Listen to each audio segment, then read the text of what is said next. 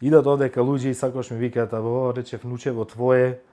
Абе, кое внуче му викам луѓе? Јас немам рако вакви внучина. И вика, ми зошто Чичо? Па Чичо имав едно внуче баш што работеше кај мене пред неколку години. Тој почна Чичо да ме вика и ете мене на 45 години ми извада прекар Чичо.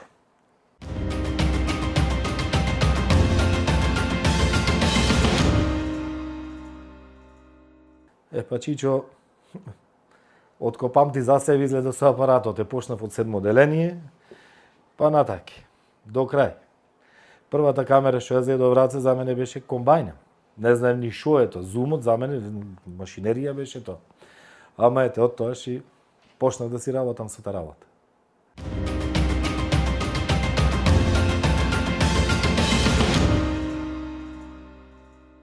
Па таа чудна работа. Си дојдов од војска, почнав во октомври да работам.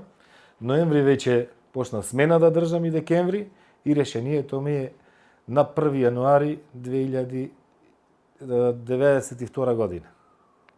Точно на нова година. Сите одмарат, мене решение ми дале. 4 дена никој ништо не работи, јас решение си добив. Честитки.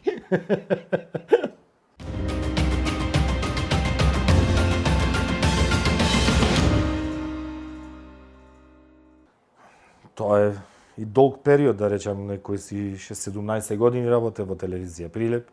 И имаше и убај, имаше и неубај. Убај беа што имаше дружба, имаше се.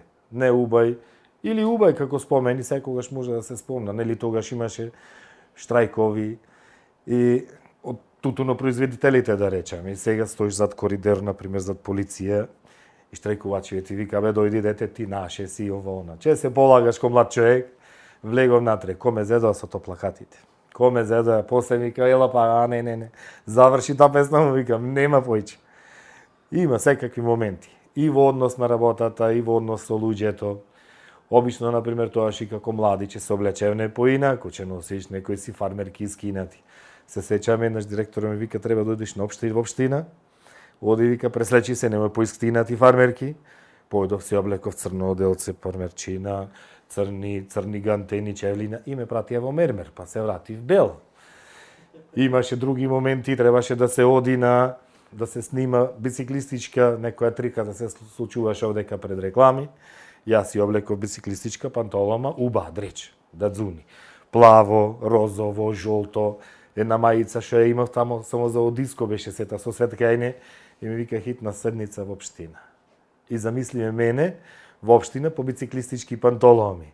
И плюс Славе Заребов, да си го прости, вика, внучко, која че ми идеш овие гајчиви да ватаме една женска, тоа беше зини, земи го отниме.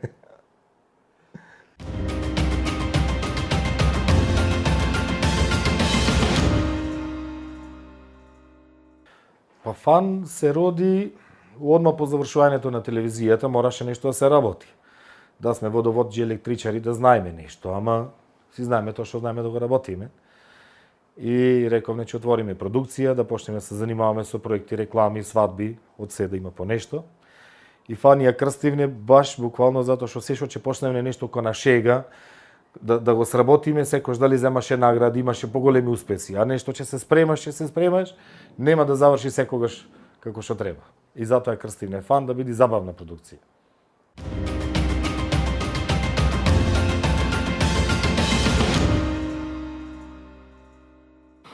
Кога ќе работиш со луѓе, секогаш има и убави и неубави моменти. Се интересни. Се сеќавам еднаш ни рекоја да одиме во Кујчава, кај што треба да биде свадбава. И одиме заедно, цела екипа, застанувам кај што ми беше посочено местово и гледам пред врата ковчег и крст. И ми вика, дечки, бе, Чичо, да не греши нешто, портава, не бе му велам, тука сме. Абе, како сме тука? Кога гледаме куќата лепенка. Од едната страна си стои крст, од другата страна си стоат балони, и ме чекат горе, музика не свири. Кажува што правиме, а што можам рекол јас да кажам, мете нека каже некој друг. Мајката одзето се најде, вика, тие нивното, ние нашето, и се тера работите. Сега брзо имаше дојдене на невеста, вика, Чичко Оливер, ти ќе ми ја сликаш свадбата, затоа што ти ме имаш сликано гола. И сега јас почнам да брчам, се викам, не имам сликано гола, не можам да се сетам никако. Како ви велам чупе гола? Вика, ти ми ја имаш снимано крштевката. И тоаш веќе конташ.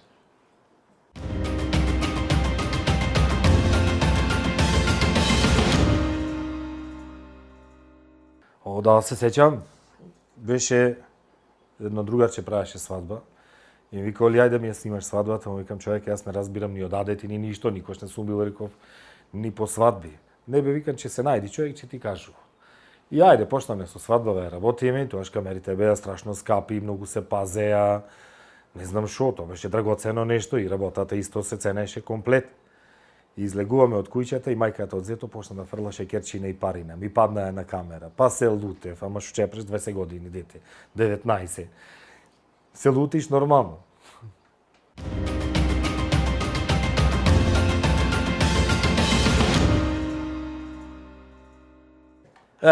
Ти правиш интервју, да се подам, тој цигарче да запаля. Оди однатре, дај некои звучни ефекти, ајде, растратори се. Мајко моја. Киро прави.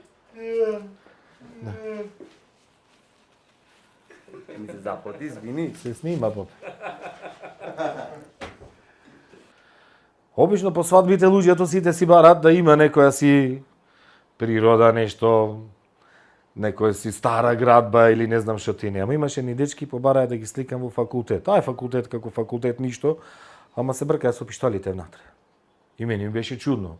Ама тие си сакаја таква свадбена фотосесија. А има пак, например, за изложба баш спремавме со еден пријател, тогаш уште не беше отворена коморана во Песјобарци и сакаше да легни Џо Умрен. Му истоблековне чевлите, му обесивне на прстовен до ние знак чинана, го сликавне, па пусто и награда седе сликата.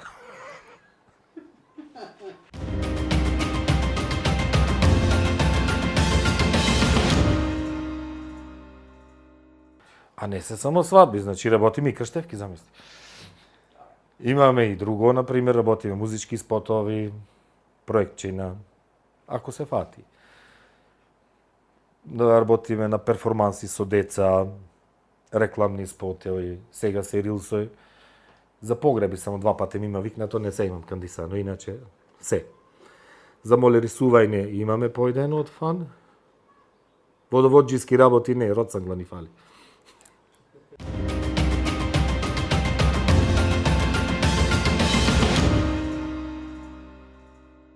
Кој што ти кажа дека работиме и крштевки, на секое мало му викаме уште него свадбата да му ја снимиме и доста е.